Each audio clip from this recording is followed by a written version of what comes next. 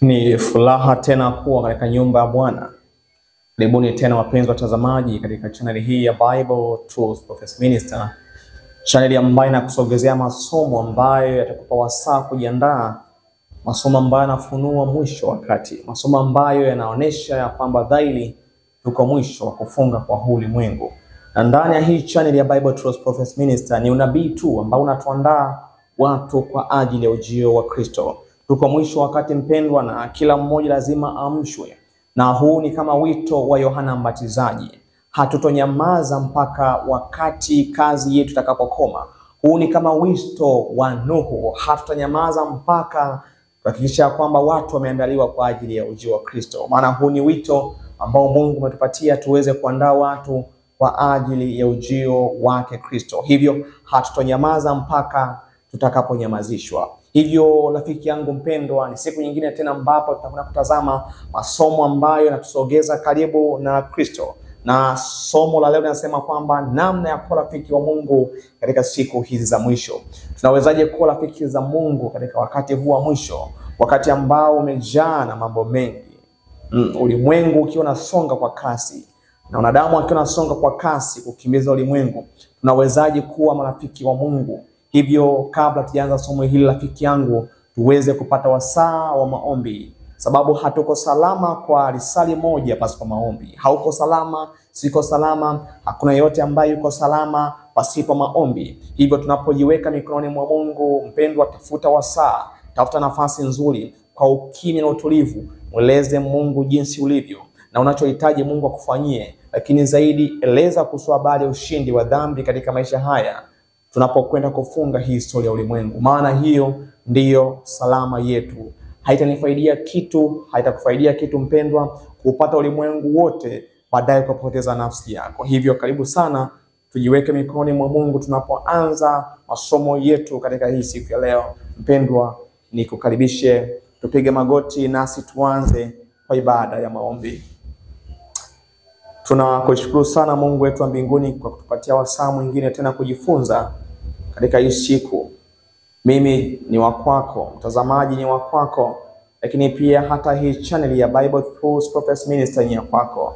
Haya masomo pia ni ya kwako, ulimwengu ni wa kwako. Hivyo Mungu wa mbinguni tunakuja kwako tena. Tunaanza na kukiri uovu wetu. Tunakiri wazi ya kwamba sisi tu wa dhambi. Tumelisi asili ya dhambi kwa baba yetu Ibilisi. Lakini Mungu wa mbinguni kwa neema zako ulikusudia kuja kututoa na kutukomboa Jehova kwa utumwa wa dhambi uliokuwa chini ya Ibilisi. Na hivyo Muumbaji wa mbinguni tunashukuru na tuko huru sasa, tukidumu kukutazama wewe katika Calvary, lakini pia tukidumu kutazama huduma yako ambayo unaifanya ni chumba cha takatifu mno. Tunapata nguvu, tunapata uwezo wa kushinda dhambi. Tusaidie Mungu wa mbinguni napoanza somo hili mwanzo hadi mwisho kwa Kristo Yesu. Amen. Karibuni sana watu wa Mungu tunapokwenda kujifunza masomo yetu ambayo yanatusaidia kuelewa wakati tulio nao. Rafiki zangu, niwaambie ukweli ya kwamba ni vigumu sana kwa rafiki za Mungu katika wakati huu ambao unaelekea kufungwa kwa historia yake. Ni vigumu sana watu wa Mungu kwa rafiki za Mungu, hasa katika wakati huu ambao dunia ina mishemisha ya kutosha. Ni ngumu sana.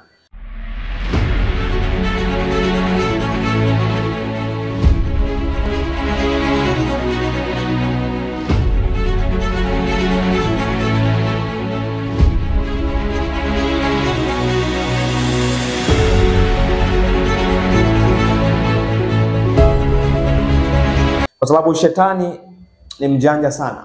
Mifumo yote ambayo leo ipo katika ulimwengu huu inamfanya mtu awe busy, asipate hata wasaa wa kujifunza maandiko matakatifu, asipate hata wasaa wa kuzungumza na Mungu kwa njia ya maombi. Na haiwezekani kwa rafiki wa Mungu kama haumpatii muda huyo Mungu. Hivyo watu wengi watapotea kwa sababu muda mwingi umetumika kwa ajili ya mambo ya dunia na si kuwa na wasaa wa kuona huyu Mungu. Hivyo hauwezi kuwa rafiki wa mtu kama umpatii muda. Niwaambie kitu kimoja watu wa Mungu, kama tungelikuwa marafiki kweli kweli na Mungu, hata ndoa zetu watu wa Mungu tungeshuhudia ya kwamba mahusiano ambayo tulikuwa nayo kati ya mume na mke yangepungua. na kusije kuwa na ndoa.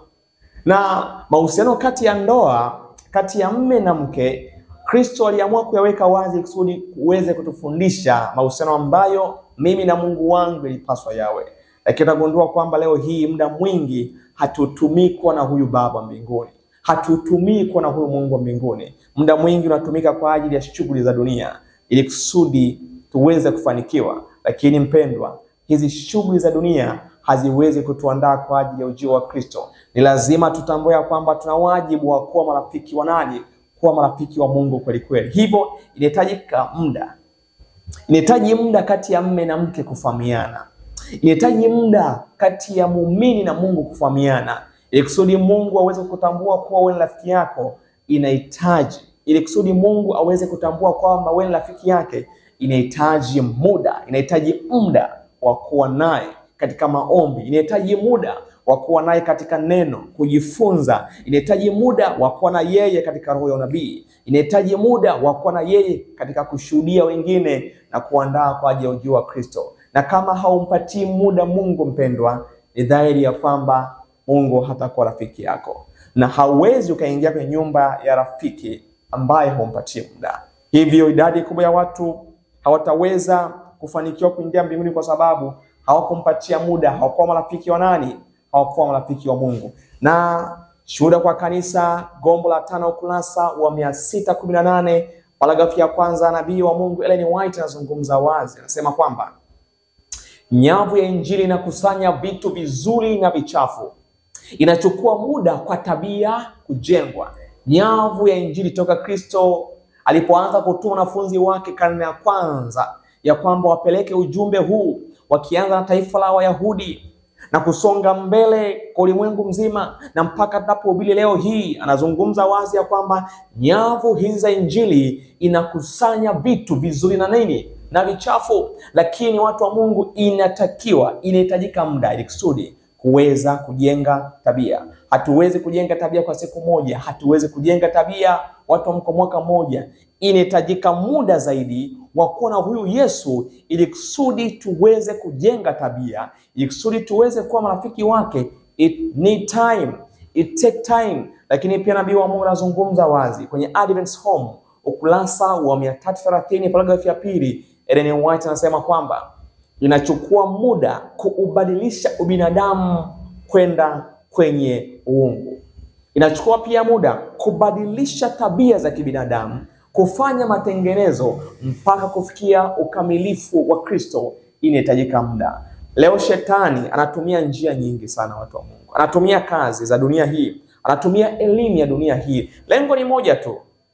Mifumo yote ambayo imewekwa na Vatican, mifumo yote ambayo imewekwa na Babeli, ni ya kuwafanya watu wasahau jukumu lao kubwa la kuwa marafiki wa Mungu, ili kusudi wasiweze kuandaliwa kwa ajili ya ujio wa nani? Kwa ajili ya ujio wa Kristo. Na hivyo watu huona siku moja tu ya ibada, siku ya Sabato, na inapoanza siku ya kwanza ya juma ni wakati wa kufanya kazi. Na watu wengi huzani kwamba kazi ambayo inazungumzwa hapa ni hizi kazi za nini? Za kidunia, secular work. Lakini kazi ambayo inazungumzwa hapa, watu wa Mungu, ni urejeshwaji, ni kazi ya ukombozi. Hivyo zile siku 6 ilipaswa zitumike kwa ajili ya kujenga tabia na si kwa ajili ya secular work. Secular work ni wajibu ambao tunao ili kusudi tuweze kufanikiwa kupenyeza Injili kwa watu wengine. Lakini kazi kubwa itakiwa ni ujenzi wa nini? Ni ujenzi wa tabia.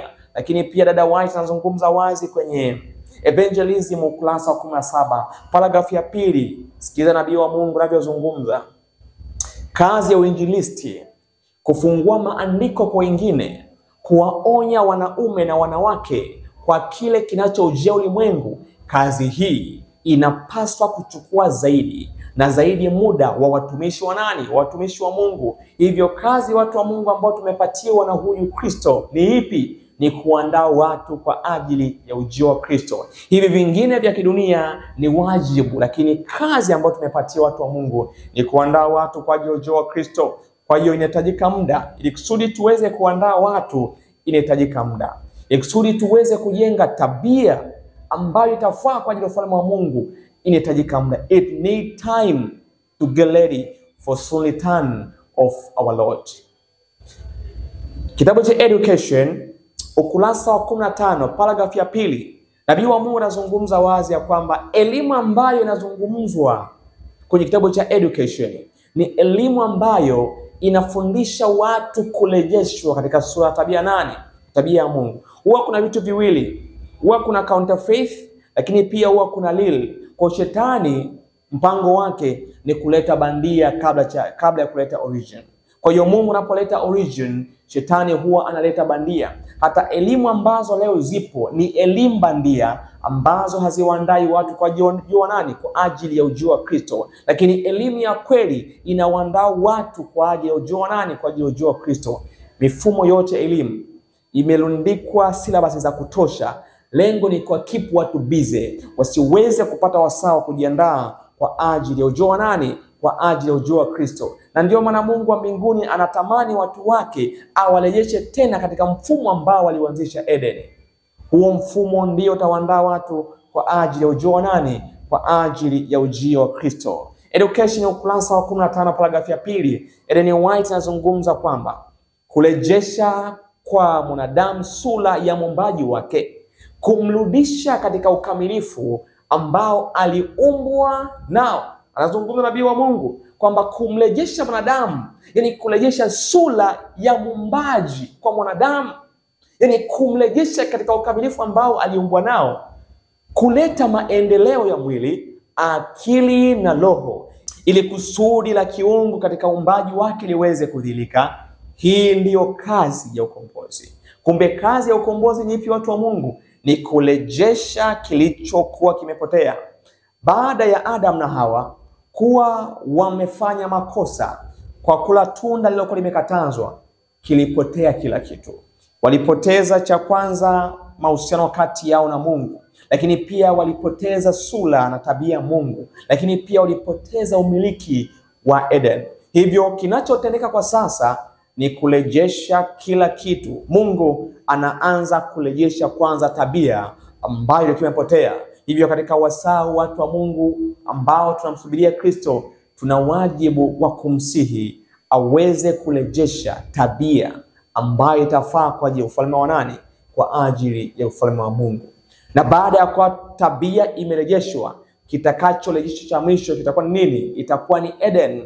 Hivyo Mungu hawezi akapeleka watu Edeni ambao wana tabia kama zile ambazo zitawafanya watoke wapi? Watoke Edeni. Hivyo ndio maana wakati huu, wapendwa, ni wakati muhimu sana wa kuona Mungu. Ni wakati muhimu sana watu wa Mungu wa kutenga muda kwa ajili ya kuzungumza na huyu Mungu katika maombi, katika neno lake, kusudi tuweze kuelewa nini muktadha wa mpango wa ukombozi.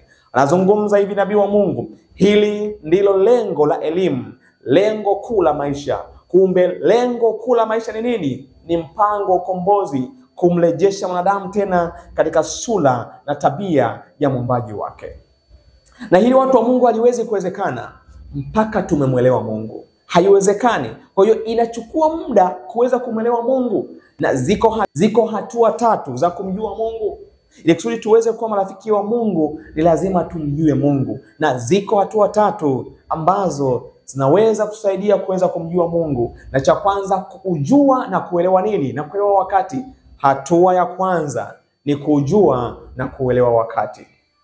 Haiwezekani kumjua Mungu kama hauelewi wakati. Haiwezekani kumjua Mungu kama haujui wakati. Na tumeshaeleza ya kwamba mpango wa Mungu ni nini? Ni mpango wa ukombozi. Kumbe kinachozungumzwa hapa, kujua wakati, ni wakati gani? Ni wakati wa ukombozi. Tumeshajifunza ya kwamba mpango wa ukombozi ni miaka 7. Tumeshajifunza hicho kitu. Na tukajifunza ya kwamba huu mpango wa ukombozi ulianza pale tu Adam na Hawa walipofukuzwa bustanini Eden. Baada ya Kristo kuwavika vazi la kondoo, hapo ndipo ambapo ilitangazwa rasmi, tangazo ya kwamba Kristo angelishuka na kuwakomboa wanadamu. Na hii kitu watu wa Mungu huitwa nini? Huitwa appointed time. Ni ratiba ya mbingu ambayo Mungu alishaiweka toka zamani. Hii ni appointed time. Yaani Mungu alishaiweka toka nini? Toka zamani. Tutazame kitabu cha Mhubiri tuone kinachozungumzwa hapa. Mungu ameshaweka ratiba zake toka zamani. na kila kitu kinafuata mkondo wa yeye ambaye ni mjuzi wa kila kitu. Mhubiri 3 mstari wa kwanza, tutaruka pia na mstari ule wa 17, na maandiko yanazungumza kama ifuatavyo: kwa kila jambo kuna majira yake, na wakati kwa kila kusudi chini ya nini? Chini ya mbingu. Kwa hiyo kwa kila jambo kuna majira yake. Kwa hiyo kama ilivyokuwa kwa Kristo, watu wa Mungu, majira ya yeye kuja mara ya kwanza alipowadia, alikuja. Lakini mpango huu, wapendwa, ulianza baada tu ya Kristo kuwavika vazi la kondoo kina Adam na Hawa. Na muda huo wa miaka 4000 ulikuwa ni mpango wa Kristo kuja kumnunua mwanadamu, kwa sababu baada ya kuwa tumefanya dhambi tulikuwa mateka wa shetani. Na hivyo mwaka wa 31 AD Kristo alikuja na kumkomboa mwanadamu na kumnunua, kwa sababu isingewezekana kuchukua kile kitu ambacho kilikuwa kimetwaliwa kirahisi. Ilitakiwa damu ya thamani iweze kumwagika. Kwa Kristo alilipa deni la dhambi. Kwa hiyo mstari wa 17, maandiko nasema kama ifuatavyo. Sikiliza mpendwa: nikasema moyoni mwangu, Mungu atawahukumu wenye haki na wasio haki, kwa kuwa kuna wakati huo kwa kila kusudi na kwa kila kazi. Hivyo Mungu amesema kuna nini? Kuna wakati ambapo Mungu ameweka wa kuhukumu hao wanadamu. Lakini Mungu kwa sasa ametoa wakati wa kumkomboa nani? Wa kumkomboa mwanadamu. Na huu wakati, mpendwa, ni lazima tutumie vyema, kwa sababu utakapoisha hakutakuwa tena wakati wa kumkomboa mwanadamu. Hivyo ili kusudi tuweze kutambua huu wakati, lazima huu wakati, mpendwa, tuweke katika makundi yafuatayo.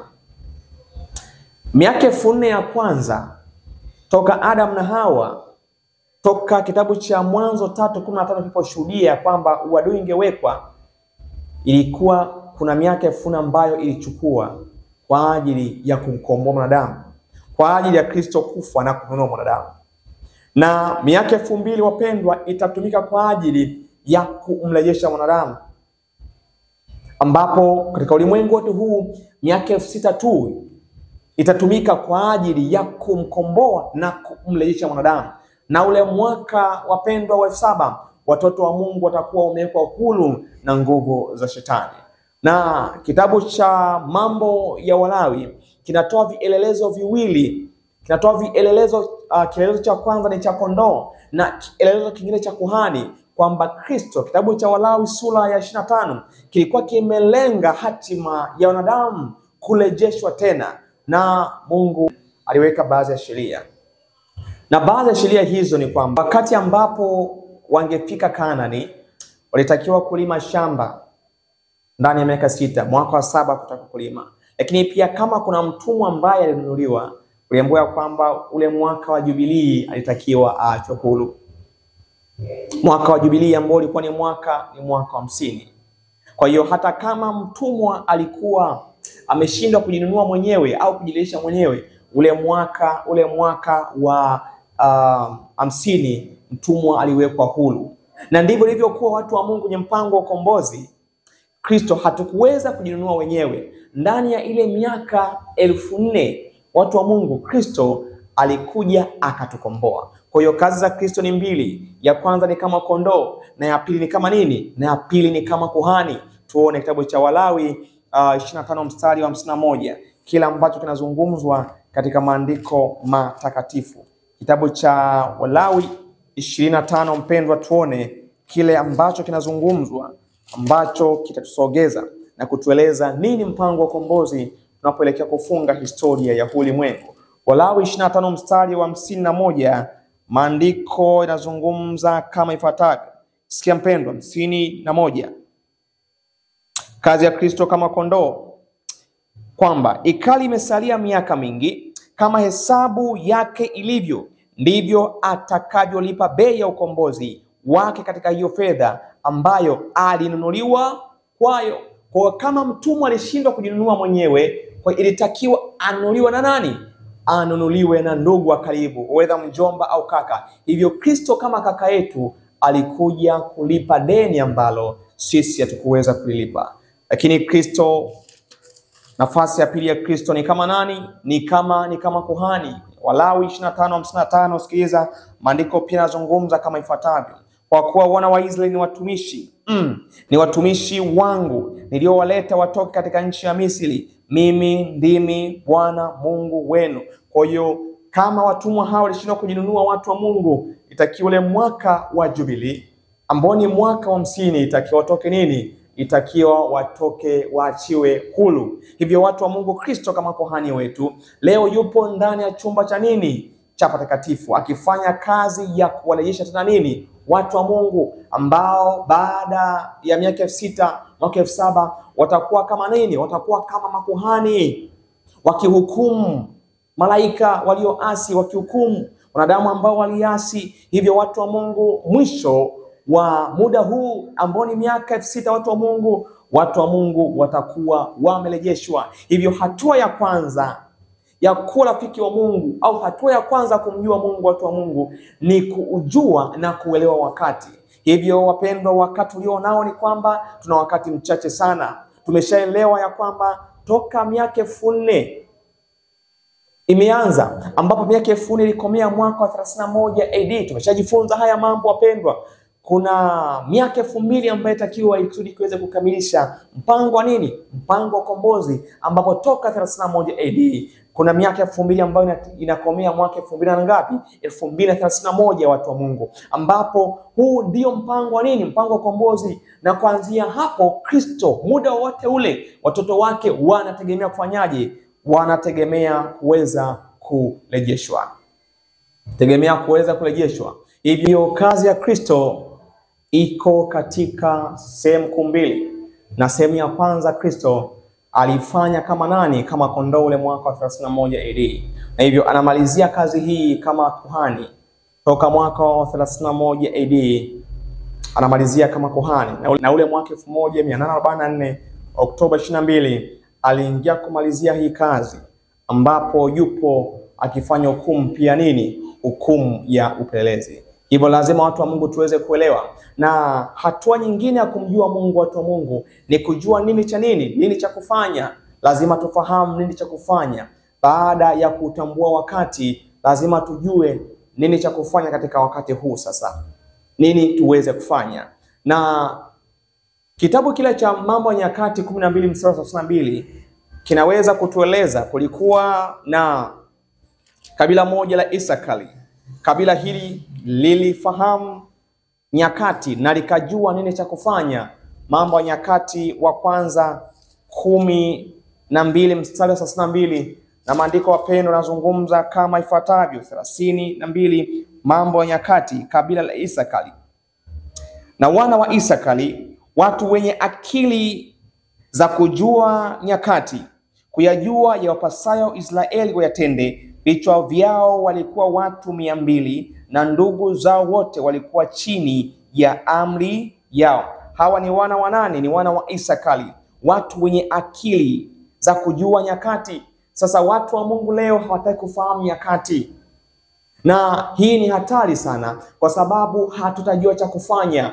Pasipo kufahamu nyakati hatuwezi kujua cha nini? Hatuwezi kujua cha kufanya. Tumeshaelewa hatua ya kwanza kumfahamu Mungu. Tumeona ya kwamba ni kufanyaje? Tumeona ya kwamba ni kujua na kuelewa wakati. Tumeshaona. Lakini kingine, hatua ya pili tunasema ni kujua nini cha kufanya. Ukishaelewa wakati, utajua nini cha kufanya. Kwa mfano, wakati huu tupo mwisho kabisa wa miaka 6000. Maana yake ni jambo moja la kufahamu hilo. Tumeshaelewa wakati. Sasa kama tumeshaelewa wakati, kuhani anafanya kazi gani leo? Kazi ya kuhani leo ni kumpatanisha mwanadamu. Maana yake endapo mwanadamu itafika wakati hajapatanishwa, maana yake huyo hawezi kuokolewa. Kwa mantiki hiyo, wakati ulionao ni wakati wa kurejeshwa, na huu wakati mpendwa hautadumu milele. Una kikomo, una deadline. Tumejifunza ya kwamba miaka 6000 ndio kikomo cha urejeshwaji wa mwanadamu. Yaani mpango wa ukombozi umejengwa ndani ya miaka 6000. Na kama tutacheza ndani ya miaka 6000, watu wa Mungu, hatutaweza kurejeshwa. Tumeshafahamu wakati, watu wa Mungu, ambapo kwamba mpango wa ukombozi ni miaka 7000, ambao miaka 1000 duniani hapa na mwaka 7000 ni mbinguni. Na lazima tuelewe nini cha kufanya. Na cha kufanya ni kuwa marafiki wa Mungu. Haiwezekani tukarejeshwa kama bado hatujawa marafiki wa Mungu. Haiwezekani kama hatujamfahamu huyu Mungu. Na anazungumza wazi ya kwamba cha kufanya kwa sasa ni kuelewa mpango wa nini? Ni kuelewa mpango wa ukombozi. Hii itatusaidia kama ambavyo wana wa Isakari waliokuwa na akili ya kujua nyakati, lakini pia hawakwisha kujua watu wakati, walijua yawapasayo Israeli fanyaje kufanya. Kwa mantiki hiyo sasa si wakati wa kucheza na dhambi, si wakati wa kucheka na dhambi, kwa sababu tunaishi wakati wa mwisho, kwa sababu tunaishi wakati ambapo Kristo hatodumu tena kuendelea kuwa katika kile chumba cha patakatifu, ambapo toka mwaka 1844 Oktoba 22 yuko kule na akifanya hukumu ya upelelezi, yani investigative judgment, na akianza na wafu, na hatujui mapema kiasi gani ataingia kwa walio hai, lakini dalili ya sheria ya Jumapili hiyo ni alert ya kwamba tumekaribia kuingia katika nini? Katika hukumu ya walio hai. Hivyo watu wa Mungu lazima tuelewe, tujue wakati ambapo ni miaka 6 ya mpango wa ukombozi duniani na miaka 1000 mbinguni, lakini pia tuweze kujua nini cha kufanya kama wana wa Isakari. Lakini kitu cha tatu ni kutenda kwa neema ya Mungu na kuwa rafiki wa nani? Na kuwa rafiki wa Mungu. Ukishafahamu ya kwamba kuna 1, 2, 3 ya kufanya, lazima tutende kwa neema ya nani? Kwa neema ya Mungu. Watu wa Mungu hatuwezi kutenda, hatuwezi kwa uwezo wetu mwenyewe, lakini tunaweza tu kwa neema ya Mungu. Kumbe huu wakati ni wakati wa kukaa karibu na Kristo, na ukitenda kwa neema ya Mungu lazima utakuwa rafiki wa Mungu, lazima utakuwa rafiki wa Mungu. Na haitawezekana kumpendeza Mungu kama hatujawa rafiki zake. Na tunapotenda mambo yake Mungu, Kristo anatutema kama rafiki zake, na hii imezungumza wazi kwenye Yohana 15 ya kwamba tunapotenda yale ambayo ametuambia ndipo tunapokuwa rafiki zake. Yohana 15 mstari ule wa 14, maandiko yanasema kama ifuatavyo. 15:14 inasema hivi: nanyi mmekuwa rafiki zangu mkitenda ni wa amruyo. Kumbe tunapotenda yale Kristo aliyotuamuru, anasema kwamba ndipo tunakuwa rafiki zake. Tutapata mifano ya watu watatu. Tutampata Ibrahimu, tutampata pia Yakobo, tutampata pia na Musa. Hawa watu walikuwa rafiki wa Mungu. Kwa nini? Kwa sababu walitenda yale ambayo Kristo aliwaambia wayatende. Kitabu cha waraka wa Yakobo, tuone kila ambacho kinazungumzwa. Twende pamoja. Waraka wa Yakobo. Watu hawa walikuwa rafiki za Mungu kwa sababu walijua namna kufanyaje, walijua namna ya kutenda. Waraka wa Yakobo 2 mstari wa 23, maandiko yanasema kwamba maandiko yale yakatimizwa yalionena, Ibrahimu alimwamini Mungu, ikahesabiwa kwake kuwa ni haki, naye aliitwa rafiki wa Mungu. Wa kwanza ni Ibrahimu, alimwamini Mungu naye akamhesabia kuwa haki, naye akawa rafiki yake. Lakini pia kitabu kile cha Isaya kinazungumza wazi ya kwamba Yakobo pia naye kwa sababu ya kumwamini Mungu, Mungu alimuita rafiki yake. Isaya 41 mstari wa 8, maandiko yanasema kama ifuatavyo: nawe Israeli mtumishi wangu Yakobo niliyekuchagua, mzao wa Ibrahimu rafiki yangu. Kwa nini? Kwa sababu Yakobo alifanya yale Kristo alimwambia afanye.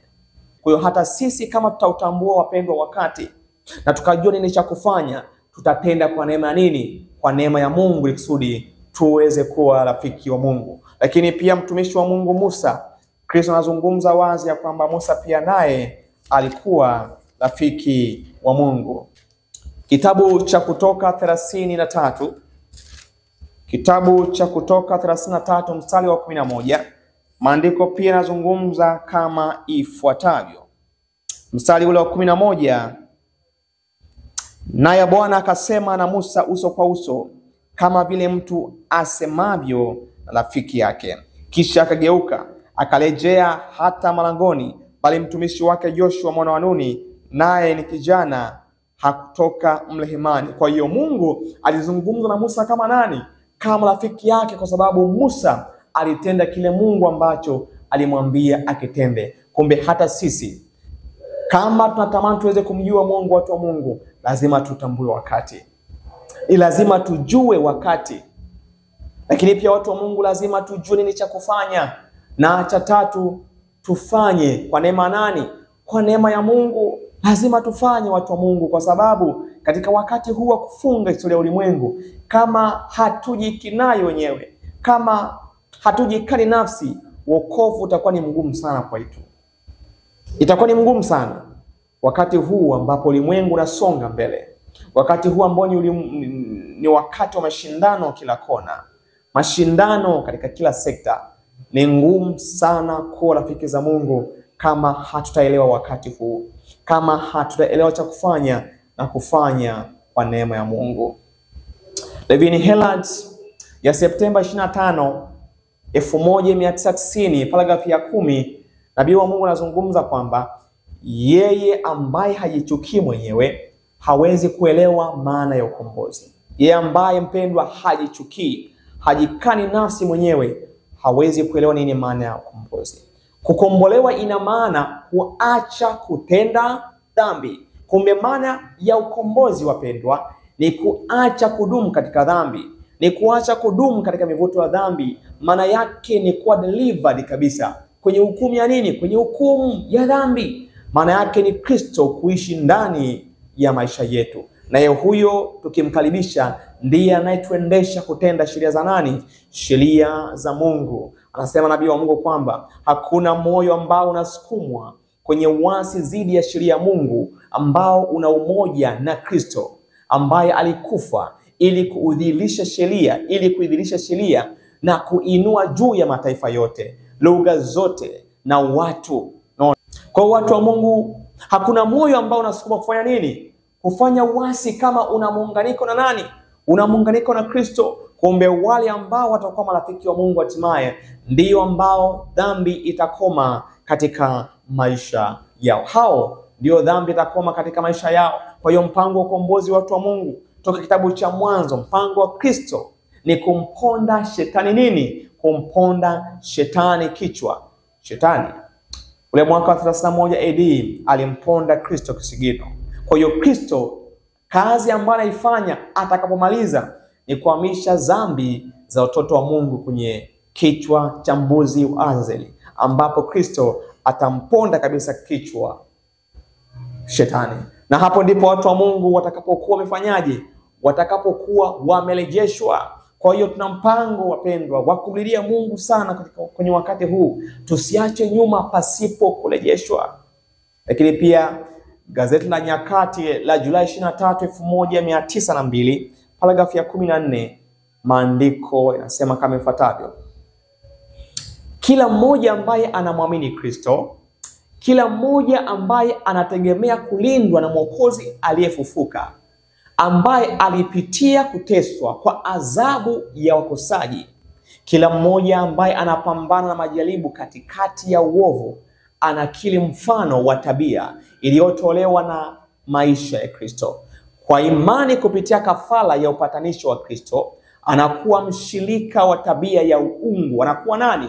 Mshirika wa tabia ya uungu. Na kitakachotuokoa watu wa Mungu ni nini? Ni tabia yetu na Mungu kwa kitu kimoja, yani muunganiko kati ya uungu pamoja na ubinadamu. Hapo ndipo ambapo dhambi inaweza ikakoma katika maisha yetu. Kwa imani kupitia kafara ya upatanisho wa Kristo, anakuwa mshirika wa tabia ya uungu, akiokolewa na uharibifu uliomo duniani kwa sababu ya tamaa. Kila mmoja kwa imani akitii amri za Mungu atafikia ile hali ya kutokuwa na dhambi ambayo Adam aliishi kabla ya uasi wake. Hivyo kama tunatamani tuweze kufikia kiwango cha Adam alichokuwa nacho kabla ya kuasi, ni lazima kuna muunganiko kati ya uungu pamoja na binadamu. Mpango wa ukombozi hauwezi kukamilishwa kwa Yesu peke yake. Kuna kazi ya kufanya pia kwetu sisi ambao ni washirika wa tabia ya uungu. Ni lazima tukubali sasa hii neema ambayo imetolewa bure. tuweze kuishi kile ambacho Kristo anahitaji tukitende, na hapa watu wa Mungu ndipo ambapo tutakuwa marafiki wa Mungu. Hiki ndicho ambacho Kristo anakisubiria. Kristo anasubiri sura yake iweze kuakisiwa katika maisha ya watoto wake, na ndipo atakapokuja kudai hao ni watoto wake. Muda wetu mpendwa umeisha sana. Ukomo wa pambano tunashuhudia unapoelekea. Tumeshaelewa ya kwamba muda wetu umeisha. Ni lazima sasa tufanye jitihada za kuwa marafiki wa Mungu, kumjua huyu Mungu kwa hatua zile tatu. Tumeshaujua wakati watu wa Mungu, tujue nini cha kufanya na tufanye kwa neema ya Mungu. Hapo ndipo tunaweza kuwa marafiki wa nani? Tunaweza kuwa marafiki wa Mungu. Na ukiwa rafiki wa Kristo, ukimwomba chochote, hasa katika swala ushindi wa dhambi, atatupatia nguvu. Lakini haiwezekani kama bado hatujawa na mahusiano na huyu mwana wa Mungu aliyekufa Kalvari. Rafiki yangu, bado kuna wakati, japo muda umeisha, japo bado kuna kazi kubwa ya kufanya, bado Kristo anaita, bado mlango haujafungwa, mlango wa rehema haujafungwa. Rafiki yangu, bado una wajibu wa kufanya ili kusudi uweze kuwa rafiki wa Mungu kabla haujachelewa. Mungu wetu wa mbinguni atusaidie sana rafiki zangu, hasa katika saa hizi, hasa kwenye ulimwengu ambao ni ngumu mno kuwa rafiki wa Mungu. Lakini inawezekana kwa sababu tunaweza yote katika yeye atutiaye nguvu. Hatuna haja ya kuogopa, hatuna haja ya kuhofu mambo ya dunia. Haja yetu ni kumlilia Kristo, hasa kwenye wakati huu wa kufunga historia ya ulimwengu, angalau tuweze kuwa marafiki wa Mungu. Na hii inaweza kusaidia kuweza kuokolewa katika uharibifu uliomo katika dunia hii. Tunapoenda kwa ajili ya maombi katika saa hizi, mweleze Mungu jinsi ulivyo rafiki yangu. Usimfiche jambo lolote lile. Mweleze namna ulivyo. Mweleze Mungu dhambi zako, naye yuko tayari kutwaa na kukupatia uhai katika moyo wako. Haitawezekana kushinda dhambi, watu wa Mungu, kama bado tumeshikilia hizo dhambi. Haitawezekana. Itawezekana tu kama tutampatia Kristo hizo dhambi na yeye kuweka uhai mpya, uhai wa Roho wake ndani ya maisha yetu. Na hilo ndilo ombi letu katika masaa haya rafiki yangu, ya kwamba Mungu atuchunguze kama kuna jambo lolote ambalo haliko sawa katika maisha yetu, basi Mungu atusaidie kwa neema yake aweze kutoa uovu ulioko ndani ya maisha yetu. Na tutakapoamka kwa magoti kwa imani, tuwe tumejazwa nguvu mpya ya kusafiri na kutembea na huyo Kristo katika muda uliosalia wa kufunga hii historia ya ulimwengu. Karibu sana mpendwa, tunapohitimisha somo hili kwa ibada ya maombi. Baba yetu na Mungu wetu mkuu, tunakushukuru sana. Asante kwa wasaa huu na muda huu uliotupatia. Tunakuja kwako tena na tunakiri wazi ya kwamba sisi asili yetu ni wauaji. Asili yetu sisi ni wezi. Asili yetu ni uzinzi. Asili yetu ni uongo, kama alivyo baba yetu Ibilisi. Lakini Mungu wa mbinguni ulitambua hilo, ukaja kutukomboa. Na sasa sio mateka, tuko huru. Baba, tunatamani kukimbia tamaa za Ibilisi. Hatutaki tena Ibilisi awe kiongozi wetu katika maisha yetu yaliyosalia, katika muda huu uliosalia wa kufunga historia ya ulimwengu. Baba, unafahamu jinsi tulivyo. Mtazamaji na yafahamu jinsi alivyo. Mimi unifahamu jinsi nilivyo Jehova. Kama kuna jambo lolote ambalo Jehova unahisi kwamba na unaona, sababu unaona haliko sawa, halipatani na sheria zako, Jehova, litwae kabla sijachelewa. Litwae pia kwa mtazamaji na msikilizaji kabla hajachelewa, na sote tuweze kuandaliwa kwa ajili ya ujio wako. Asante kwa wakati huu Jehova. Asante kwa muda huu Jehova. Tunajikabidhi mikononi mwako. Tunapoendelea na masomo haya mpango wa ukombozi, tutie nguvu, tusaidie tuweze kusonga mbele na kujiandaa kwa ajili ya majeo yako. Asante Baba, tuna imani ya kwamba umesikia maombi haya na utajibu na kutenda, kwa jina la Yesu. Amen. Watu wa Mungu, Mungu awabariki sana. Tuko wakati wa mwisho, lazima tutambue wakati tulionao na tuweze kuandaliwa kwa ajili ya ujio wa Kristo. Maranatha wapendwa, Yesu yuaja tena mara ya pili.